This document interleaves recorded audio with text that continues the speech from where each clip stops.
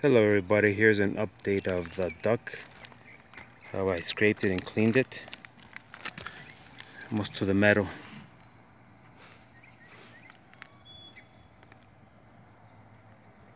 Just a little TLC and it'll be all like new.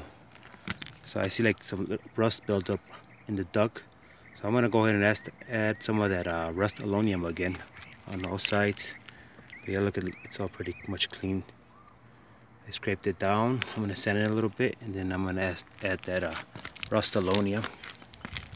I'm also gonna go ahead and do it on the sides.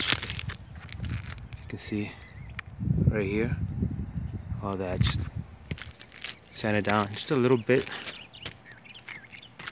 and add it back here too.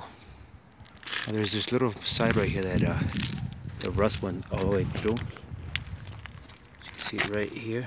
See that here? So I'm gonna, since I became an expert already, I'm gonna go ahead and cut a piece of metal to the outside like an L, and tap some screws,